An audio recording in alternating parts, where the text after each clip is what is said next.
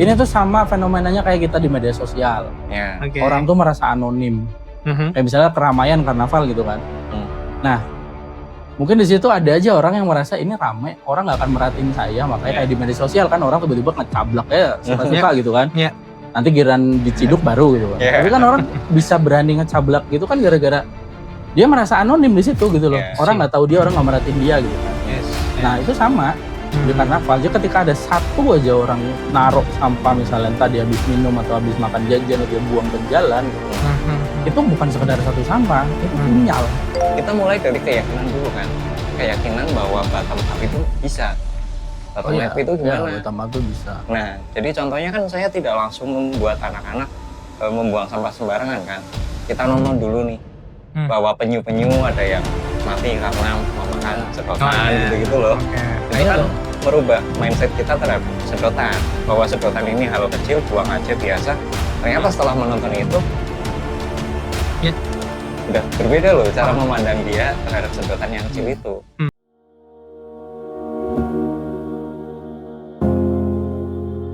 Oke, jumpa lagi dengan kami di Bapak Pala, di mana bukan bahas apa sih? Seperti biasa, di obrolan Bapak-bapak ini ya kami bakal membicarakan hal-hal yang kami yakin menjadi overthinkingnya para bapak-bapak, tapi jarang diceritakan karena bapak-bapak jarang bercerita. Jadi buat semua bapak-bapak yang jarang bercerita, pengen tempat cerita aja di kolom komentar channel ini. Ya bener banget. Oke, jadi di episode kali ini gimana nih? Katanya lagi pada resah soal perkara sampah. Gimana ceritanya? Sampah masyarakat. Sampah dulu nih. Bukan kata-kata nih. Wih, ada pengalaman apa nih, Pak? Ada pengalaman buruk apa nih, Pak? Ya kan hari ini ya habis karnaval gitu-gitu ya. Banyak mungkin di banyak tempat memang banyak karnaval. Bentar, lupa pakai topi. Oke. Oke, jadi karena momen aja sih. Kenapa momen karnaval ini kemudian menghasilkan begitu banyak sampah? Nah itu pertanyaan kita nih. Kalau dari saya sendiri, POV-nya nanti bahas itu gitu ya. Kalau dari Pak Magang? Nah aku dengerin dulu aja. Nah buat aku sampah itu banyak sudut pandang masalahnya. Gitu. Kita mungkin kalau dari karnaval kan ada dua sampahnya kalau menurutku. Satu sampah hasil itu, hasil prakarya gitu kan. Hasil karya-karya yang dibikin sama ya orang-orang yang nonton bisa. Sampahnya bertebaran, sampah plastik, sampah gelas-gelas gitu kan. Ada dua jenis nih. Nah dari kalian yang mana yang mau diresahkan duanya? Mbak Bewok gimana Mbak Bewok? Saya jaga kamera. Mikir. Iya karena gini. Kalau aku sih menyoroti ya. Sebetulnya kenapa tadi pertanyaannya Pak Magang, Pak Eng itu adalah apa? Setiap karnaval gitu kan terus ada banyak sampahnya gitu kan. Kalau aku lebih kepada itu sebuah keniscayaan sampah itu gitu kan pasti ada. Cuman memang akhirnya bagaimana kemudian awareness masyarakat kita gitu ya untuk tadi peduli nih, gue udah bikin prakarya ya kan, pasti menghasilkan sampah karena itu kan keniscayaan tadi. Jadi yuk selesai kita buang yuk gitu ya kan. Jadi lebih kalau sih akan menyoroti nanti mungkin lebih ke awarenessnya si orang-orang kita ya mungkin gitu. Nanti kita disclaimer dulu ya, kita tidak membenci karnavalnya. Oh enggak. Tapi kita yang soroti adalah bagaimana pengelolaan sampahnya gitu ya. Yes. Walaupun saya jarang nonton karnaval sih. Paling gitu sih. Kerja jam kerja orang swasta mau kerja. Oh iya siap. Gak bisa nonton. Aku tadi izin lagi ya. Ya gimana? Siapa mau? Berarti ini kita nggak ada yang nonton nih berarti. Aku tadi ke tempatnya. Aku tadi ke tempatnya ya. Aku enggak panas. Kalau dari aku karena kemarin sempat membahas tentang Adiwiyata ya. Jadi balik lagi Adiwiyata itu bagiku sendiri hari ini adalah tidak hanya sekedar gerakan gitu, tapi sebagian besar merasuk ke dalam diri gitu ya.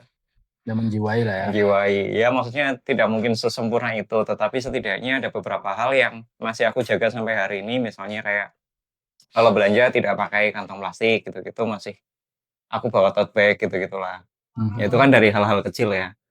Cuma kalau pada akhirnya hal-hal kecil kita ini kemudian ditimbali dengan hal besar yang gede banget tuh sampahnya gitu. Padahal aku udah menjaga dari yang kecil-kecil misalnya seperti itu. Jadi kayak ada rasa kok bisa ya gitu loh. Kok bisa ada sebuah kebijakan atau keputusan besar yang menyangkut lebih banyak problema sampah gitu ya. Oke. Kemudian tidak kemudian dipikirkan dengan baik gitu loh. Oke. Jadi itu sing yang menjadi keresahanku. Berarti Sistemnya. Sistem untuk pengelolaan sampahnya. Iya, Oke. itu satu hal menarik ya menurutku ya. Nah, Aku mungkin ngambil satu analogi lain gitu ya. Sini aku punya, ini masuk nih narasi kita nih. Aku Wah, punya ini paket. kita hampir Aku punya paket. setiap saat ini ya menerima seperti ini. Mungkin juga ya kan. oke. Ini adalah mainan yang aku beli online. Apa namanya? Selalu pasti dibungkus seperti inilah kurang lebih packagingnya gitu ya. Dan banyak paket lainnya nggak cuma mainan, pasti ada plastiknya, bubble wrap misalnya, atau dia terbuat dari dus kayak gini. Kardus. Nah, mungkin narasi yang sama gitu ya, bahwa kalau menurut aku sih aku percaya kita nggak bisa tidak menggunakan plastik ataupun dus, kardus kayak gini kan. Karena mainan Hot Wheels pun packagingnya masih ada plastik dan kardusnya tadi itu kan. Yang aku mau bilang adalah kita tidak bisa meninggalkan 100% tadi plastik dan kardusnya. Makanya lebih kepada memunculkan kepedulian bahwa ketika kita udah terima paket yang isinya kayak gini gitu kan ya.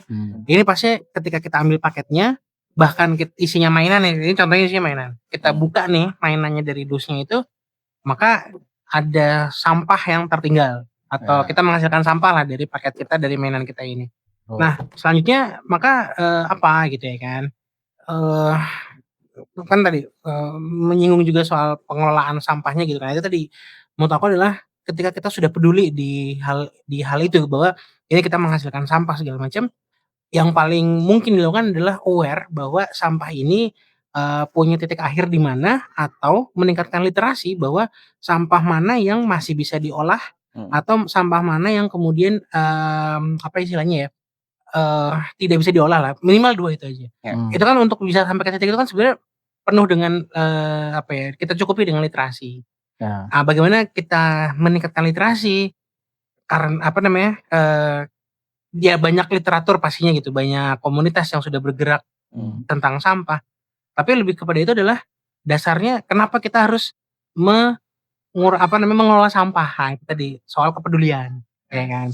Kita nggak bisa meninggalkan plastik dan kardus, tapi kita peduli nih sampah kita bakal berakhir di mana, sampah kita punya grading yang kayak gimana segala macam. Kalau menurutku itu menjadi satu PR penting ya kan, sebelum akhirnya kita bicara soal sistem pengolahan sampahnya.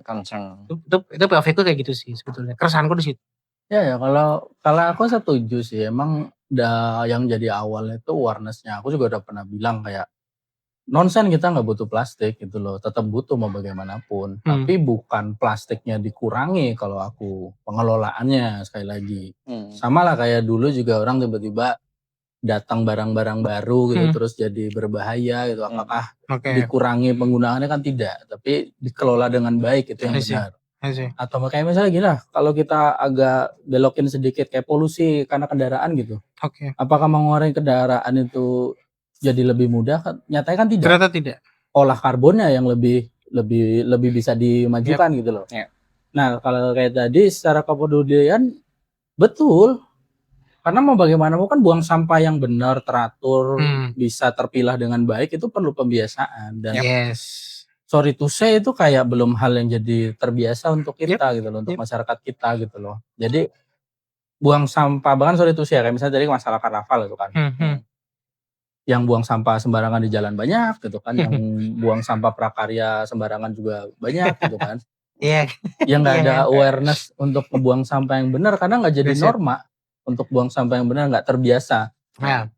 Tapi pernah nggak ngelihat kayak gitu orang buang sampah di mall? Itu nggak mikir sih kalau ada kejadian orang kayak gitu tuh nggak mikir tuh orang. Iya, cuma kalau di mall setahu kita ya kayaknya nggak ada ya. Hampir nggak ada kan? Hampir nggak ada. Nah, kebayang nggak kenapa gitu loh? Nah itu. Nah di situ karena di situ mereka tiba-tiba punya moral. Karena merasa malu kalau buang sampah di tempat dengan otoritas seperti itu. Sanksinya sosial langsung ya. Sanksinya sosial langsung gitu kan. Cuma benar-benar nggak ada otak aja dia nggak yang buang sampah sembarangan di mall gitu.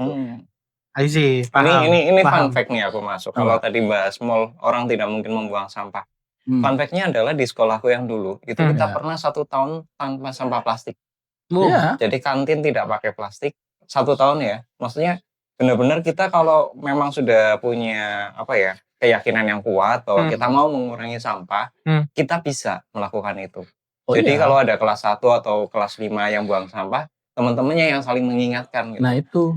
Masukin saku, bawa pulang. Betul. Sampai segitunya tuh. Iya. Makanya butuh jadi suatu pembiasaan kan. Jadi kecerdasan emosinya terlatih. Karena kecerdasan emosi nggak ujuk-ujuk gitu. Betul. Perlu dibiasain. Makanya tadi teorinya tuh secara teori itu dibilangnya itu teori jendela rusak, broken window. Oke, gimana tuh? Itu kalau misalkan daerah suatu wilayah gitu kan, yang dimana itu mungkin jendela rusak, pintunya rusak, dindingnya jelek, dindingnya dicoret-coret. Seolah kesalahan kecil di situ nggak seberapa nih, ini aja hancur-hancuran. Jadi mohon maaf ya orang misalnya buang air kecil sembarangan di situ. Saya tambahin aja nggak apa-apa lah. Ya, kan udah ada taruh sampah kerusakannya gitu kan. Atau misalkan kalau terjadi ini tuh sama fenomenanya kayak kita di media sosial. Orang tuh merasa anonim. Kayak misalnya keramaian karnaval gitu kan. Nah, mungkin di situ ada aja orang yang merasa ini ramai, orang nggak akan merhatiin saya, makanya kayak di media sosial kan orang tiba-tiba ngecablak ya suka-suka gitu kan. Nanti giran diciduk baru gitu kan. Tapi kan orang bisa berani ngecablak gitu kan gara-gara dia merasa anonim di situ gitu loh. Orang nggak tahu dia, orang nggak merhatiin dia gitu kan. Nah itu sama di karnaval. Jadi ketika ada satu aja orang naruh sampah misalnya tadi habis minum atau habis makan jajan atau dia buang ke jalan gitu. Itu bukan sekedar satu sampah, itu sinyal ratusan orang, silahkan. Iya soalnya ini buang soalnya aku nggak apa-apa, soalnya broken window tadi. Ya coba deh kalau misalkan ada suatu area pertembukan gitu kan yang dia itu benar-benar rapi, bersih gitu. Orang akan mikir 2 kali untuk taruh sampah di situ. Tapi coba kalau udah coret-coret. Nah itu kan jadi seolah kayak kalau ada satu kesalahan yang lain, yang nggak kayaknya aku nggak apa-apa gitu loh. Merasa anonimus tadi gitu kan. Itu yang makanya kita bilang kepedulian itu perlu dilatih. Betul kan, perlu dilatih. Nanti kalau yang masalah kenapa jadi nggak peduli nih? Apa yang membuat nggak peduli? Ada yang kepikiran nggak? Pernah resah nggak sih? Apa yang bikin nggak peduli gitu loh? Aku sepakat ya, itu pertanyaannya. Aku menambahkan keresahannya adalah kayak gini. Kita eskalasi coba. Eskalasi kita urai nih. Karena menurut gini, aku di lingkungan ini ya, juga bergabung sama komunitas namanya Rumah Inovasi Cilacap, di mana di situ ada banyak inovasi ya yang sudah implementasi. Itu contohnya adalah bank sampah mandiri, ada jejak jelantah, dan juga sekarang yang ini adalah jelantahap gitu ya. Apa sebenarnya yang dilakukan adalah kita sedang membiasakan, sedang menawarkan gitu, mengajak masyarakat khususnya di Cilacap untuk tadi aware gitu ya kan.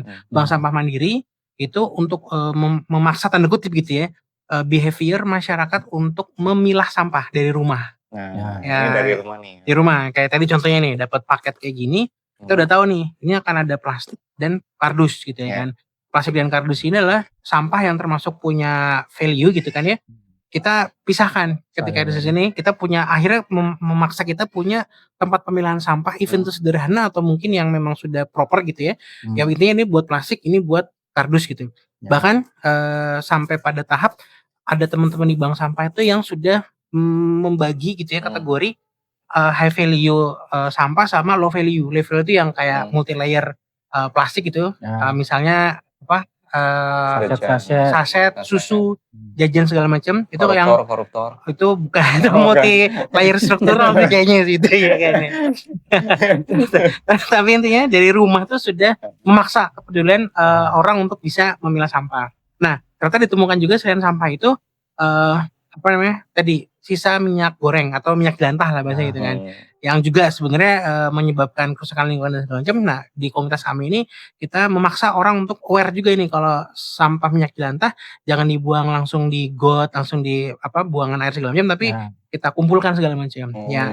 Kayak gitu kan. Nah, keresahannya gitu kan ya. Komunitas kami sudah bergerak sebenarnya. Cuman ya akhirnya yang membuang sampah tadi juga masih banyak gitu kan. Yang membuang minyak jelantah di langsung di saluran buangan pun juga masih banyak gitu kan. Tadi aku bilang aku menambah keresahan nih gitu kan. Apa nih sebetulnya ya kan? Apa jangan-jangan awareness aja nggak cukup, tapi memang harus dipaksa dari regulasi kah gitu ya kan untuk Iya. sampai memaksa kayak gini Kalau kayak aku gitu setuju kan. minimal dari Minimal. sanksi sosial kayak yang Sanksi tadi sosial Pak Eng ya. sebut. Oke. Teman-temannya yang jadi hakim gitu loh. Betul. Asli buang sampah ini nggak temenan kan kayak Iya, gitu. iya kan bisa jadi kayak gitu Atau ya. kalau ya pukul. Oh itu bener-bener sanksi sih kayak. Itu Tapi tanpa sanksi emang nggak mungkin loh. Nggak Nggak akan mungkin jadi sih. norma gitu. aku sepakat ya. Iya nggak sih?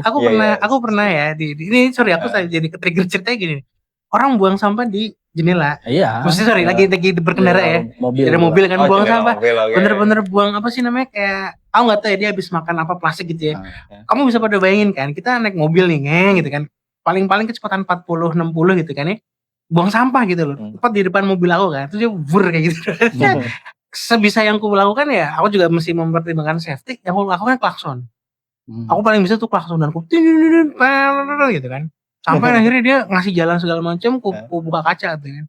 Sampahnya woi, aku bilang kayak gitu. Ya, cuman bisa itu doang, tapi kan maksud aku enggak mikir enggak sih nih orang-orang ini gitu. Enggak.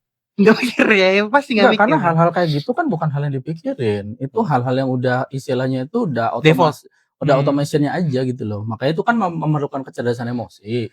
Kecerdasan emosi perlu dilatih gitu loh. Jadi loh, ada tuh kita terlalu ribet kayak misalnya kita nih orangnya guyup di mana gitu loh. Karena kita tuh kolaborasi kita tuh jelek.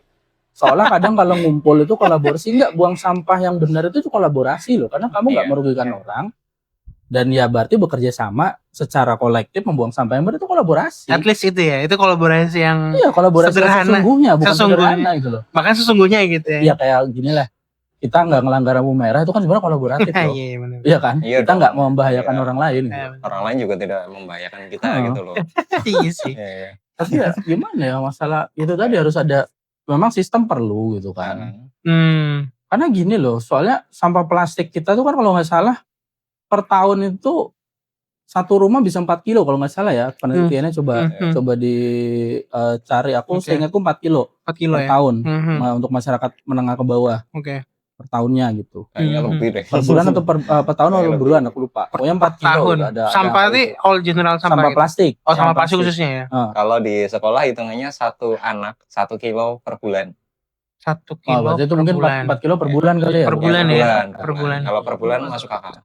Per bulan karena aku milah sampah kayak gitu emang rata-rata segitu sih. Ya soalnya itu tadi ya. Kalau masalah ini kita terlepas tadi orang buang sampah ya. Kalau masalahnya sampah plastik banyak, ini terlepas mau diolah atau enggak, dibuang dengan benar atau enggak, tapi sampah kita banyak, itu udah faktor ekonomi sih. Struktural gitu loh. Perlu sistem yang entah dengan sistem ini meningkatkan ekonomi masyarakat, atau sistemnya paling tidak mengatur masalah sampah plastik. Soalnya itu tadi yang kayak dirimu bilang, itu sampah-sampah plastik yang banyak itu kan sampah plastik multilayer yang susah diolah. Jadi kayak istilahnya itu kalau nggak salah istilahnya itu kayak di negara kita tuh ada ekonomi saset. Kita kan barang-barang saset itu banyak mau kopi, sampo, kecap gitu kan. Toiletries sampai ke apa namanya daily use itu juga multilayer. Makanya kan jadinya banyak. Ya itu nggak sorry to say gitu. Itu tuh ya salah satunya ya karena kemampuan ekonomi. Mohon maaf. Betul. Aku merasakan sampai menyinggung ekonomi itu ya. Itu sebelum bekerja gitu ya. Aku beli kopi tuh saset satu. Iya, sampah plastiknya lebih banyak kan. Iya, dapat gaji kan. Belinya 1 saset besar. Artinya apa? Daripada aku mengumpulkan 60 saset kecil ya kan. Setelah ekonomi membaik bisa membeli 1 saset besar. Artinya kalau perbandingan lebih sedikit sampah yang besar. Implikasinya di situ kayak oke lah kayak kopi gitu. Misalnya yang paling sering itu kan kalau aku lihat ya mohon maaf gitu kan. Kayak misalnya orang beli sampo saset gitu atau misalnya deterjen saset. Kan bukan gaya hidup loh. Itu enggak ada pilihan. Enggak ada pilihan betul. Betul. Jadi kalau ya oke mungkin dengan awareness yang baik dia bisa dengan awareness yang baik sistem kita untuk mengatur pembuangan sampah itu baik, agak bisa diatur nih masalah sampah. Cuma itu nggak mengurangi sampah buatku. Karena itu tadi masalahnya struktural nih, sampah bisa banyak. Karena mau nggak mau, masyarakat kita akan lebih banyak ya di ekonomi saset itu tadi gitu loh. Wah itu tamparan keras ya buat apa artinya kita salah satu masalah dan alasan juga ya ekonomi. Cuma kalau aku sendiri punya cara pandang gini, mohon maaf miskin dan kaya itu belum tentu punya kesadaran yang sama Oh iya, terhadap sampah kalau ya. kesadaran ya betul. Makanya nggak kita terlepas itu. saya ambil istilahnya malah kewarasan. Oh iya. Jadi di sekolah saya yang dulu itu kalau dibilang kaya mungkin tidak terlalu kaya gitu, tetapi kewarasannya itu tinggi. Ya awareness-nya. Awareness terhadap sampah. Artinya ketika 1 tahun kita memang punya kebijakan tidak menjual makanan menggunakan plastik, langsung karena masih ada apa ya namanya banyak tanaman di sana ya. Jadi ganti dengan daun pisang, ganti dengan daun Ya. jati gitu-gitu loh. Ya, Artinya alhamdulillah masih dilengkapi dengan lingkungan yang Ya. ada itunya gitu. Ada Ya. apa? Komoditas alamnya Komoditas, gitu. ya. komoditasnya.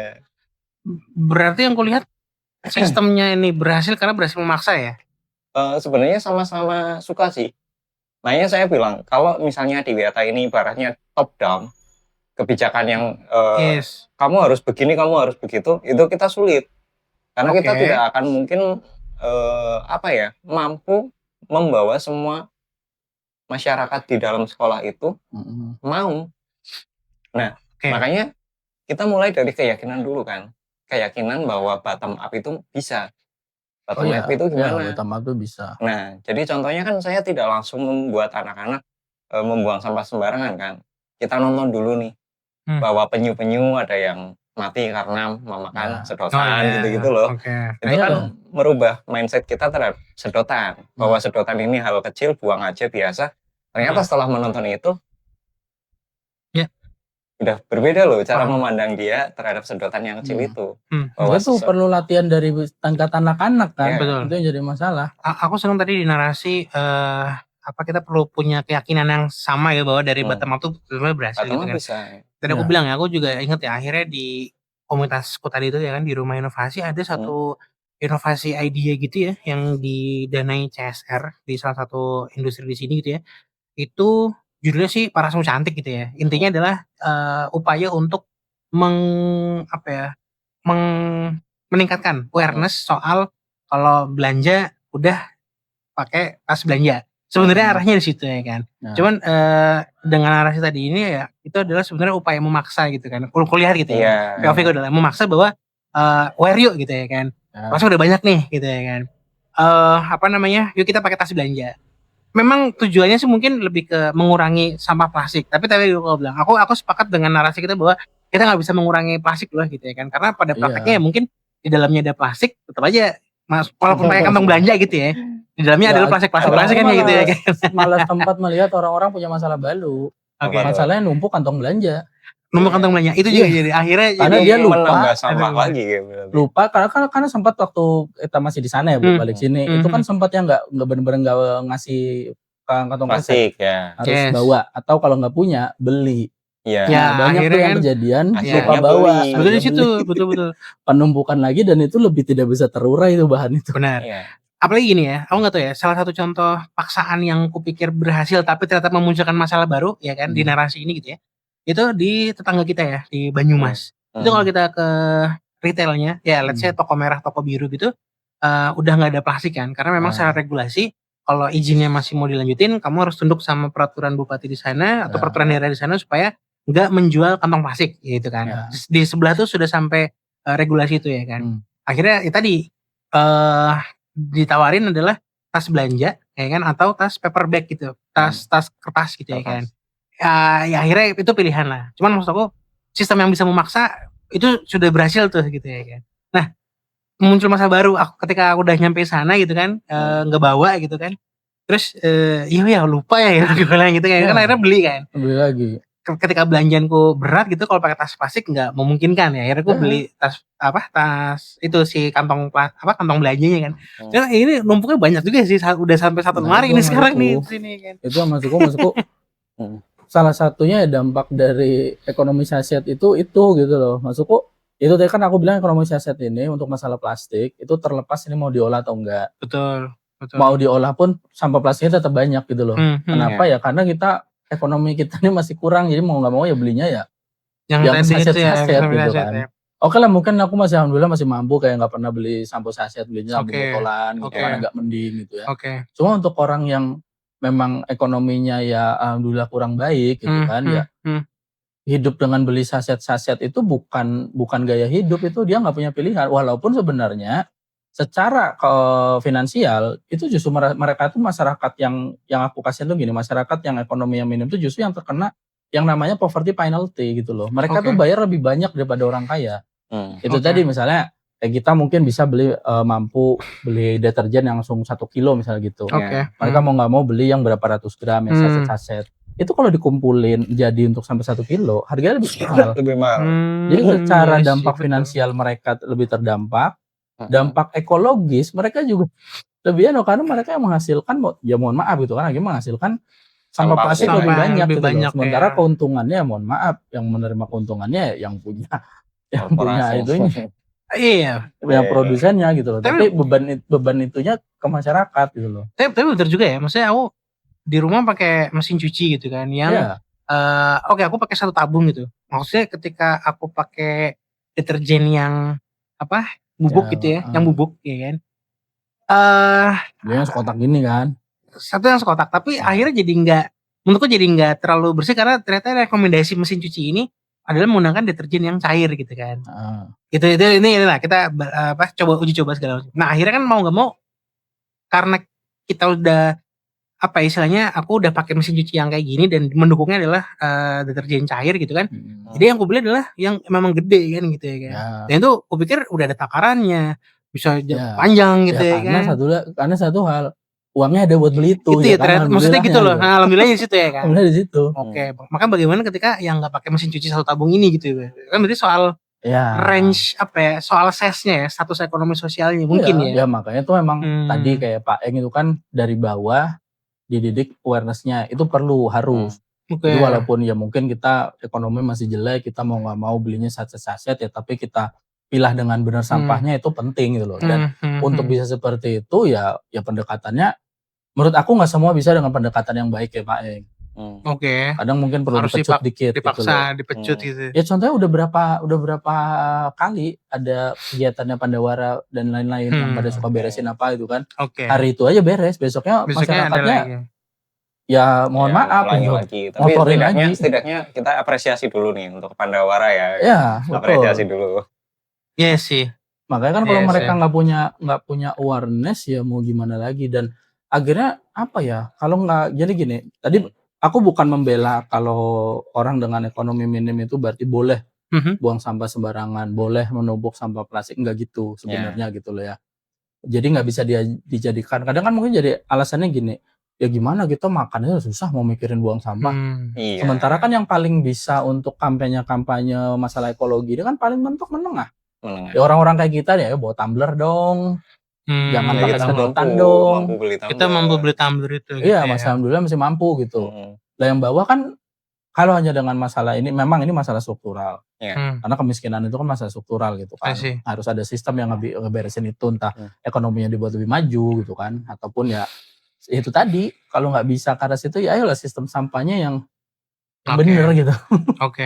Ya setidaknya gini lah, kalau misalnya tadi terkait karnaval dan sebagainya gitu ya. Kalau menurutku sendiri kan karnaval itu sepanjang jalan ya. Kalau bisa, kalau di desaku sendiri kemarin sempat kita bikin acara, itu kita selalu standby sampah plastik, standby tempat sampah. Trash bag itu ya? Awalnya pengen trash bag, tapi kita pikir lagi trash bag juga bikin sampah baru ya, maksudnya plastik lebih gede gitu loh. Ya membantu, tapi tidak menyelesaikan masalah. Maka kita coba pakai bambu atau pakai apa gitu loh. Sempat ada yang pakai bambu gitu loh. Jadi ya setidaknya ngumpul dulu di situ daripada tercecer. Itu tinggal gimana caranya orang-orang mau buangnya ke situ. Benar-benar tadi aku bilang ya. Makanya kan ini kebijakan kita dulu kan. Kita kan sudut pandangnya berarti dua ya. Kita sebagai regulator atau kita sebagai masyarakatnya nih. Betul. Ini tadi aku bilang ya soal sistem ataupun awareness tadi itu kan ya. Aku salut gitu ya, ada satu temanku kenalan gitu ya, orang Majenang gitu ya kan. Mungkin aku akan kredit sebut namanya Mas Cahyono gitu kan ya. Dia pegiat sampah juga gitu, lingkungan di Cilacap, dan aku senangnya itu dari satu kecamatan namanya Majenang gitu ya kan. Mungkin yang nggak tahu Cilacap, Cilacap seluas itu gitu kan, di bagian utara tuh ada kecamatan Majenang. Kita nggak bisa mengecilkan Majenang karena dia sebenarnya sudah satu kota yang besar lah gitu kan. Betul. Tapi di situ ada satu, aku pikir ya lokal hero yang bagiku ngomongin sampah, aku akan merefer ke Mas Cahyo tersebut gitu kan. Kenapa? Karena yang dilakukan sama Mas Cahyo itu sebetulnya apa ya? Tahap lanjut dari POV-ku soal awareness yang bisa ditingkatkan dan itu bisa direplikasi gitu ya kan. Yang dilakukan Mas Cahyo itu gini. Aku nggak tahu di karnaval yang saat ini ya. Cuman di waktu beberapa bulan lalu tuh ada namanya Chatham Expo. Ya kan. Yang dilakukan sama Mas Cahyo adalah dia melakukan aktivitas namanya plogging. Plogging tuh kalau di apa ya, Jepang gitu ya. Itu adalah aktivitas orang sambil jalan itu sambil mengutin sampah. Mengutin. Jadi memang Mas Cahyonya mempraktekannya bawa sebuah alat gitu ya, tempat itu kayak troli kayak gitu, isinya sebenarnya tempat sampah gitu sama tongkat ini loh, tongkat ular ya kan, jepit gitu kan, ambil. Oh iya pernah nonton itu yang bikin konten juga ya. Iya, kalau pernah mungkin pernah lewat ya kan. Yang aku mau bilang adalah Mas Cahyo sebenarnya sendirian ya di hari itu sebetulnya.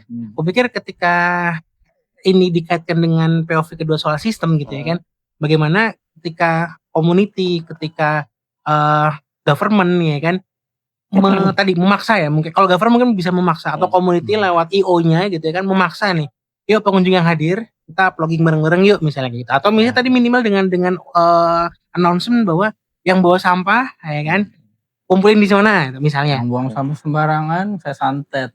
Itu lebih memaksakan, ngeri ya udah sampai santet kan. Itu maksud aku adalah tadi loh, narasinya baik adalah aktivitas Mas Cahyo ini apa ya, jangan sampai hanya cuman jangan sendirian gitu, jangan berdiri gitu ya.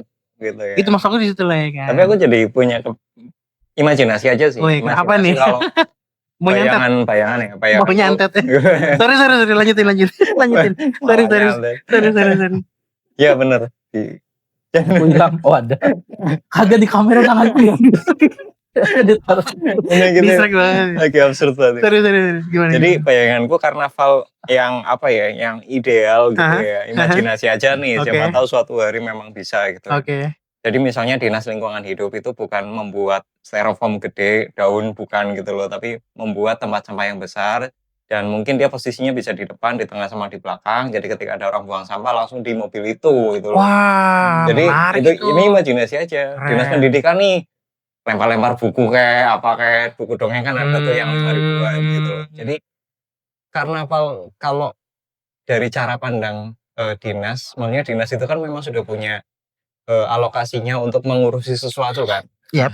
Disesuaikan gitu loh. Asih. Ini imajinasi aja sih, jadi tidak utopia. Ya, tidak harus membuat seperti itu, tetapi kalau memang ada masa seperti itu, kayaknya karnavalnya bakal lebih apa ya? Bermakna sih. Berdampak ya, ketimbang kita hanya mencari view gitu loh. Cari hype-nya. Yes. Apa ya? Ini ya, aku kepikiran juga nih. Ngomongin soal itu ya. Tadi aku bertanya nih sama istriku kan, abis kita nonton karnaval gitu, karena ini tugas sekolah anak ya kan. Jadi hari ini tuh sebagian sekolah itu ya kan, sekolah anakku tuh memberi tugas, belajar di rumah, nggak bilang libur ya kan. Tugasnya adalah menonton karnaval jadi dokumentasi, oke lah.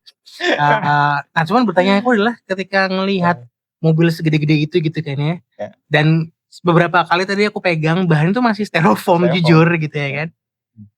Aku bertanya sama istriku pas sudah gitu ya, kita refleksi gini. Esensi karnaval kayak gini apa ya gue kayak gitu ya. Maksudnya gue gini loh, aku tahu anggaran ngebangun satu karya itu tuh nggak murah gitu ya kan. Itu bisa ya udah oke lah ya gitu. Karena aku dulu pernah di dinas kan. Tapi yang aku lihat dari beberapa tahun aku di situ dan sampai sekarang, euforianya karya itu kan sebesar-besar itu gitu kan, dengan sound yang gede. Kalau tadi maknanya adalah karnaval pembangunan kan judulnya kan, itu aku juga jadi bertanya sih sifatnya ya. Kalau ini menjadi sebuah kritik ya ayo kita mungkin bisa berdiskusi dan berdialog gitu.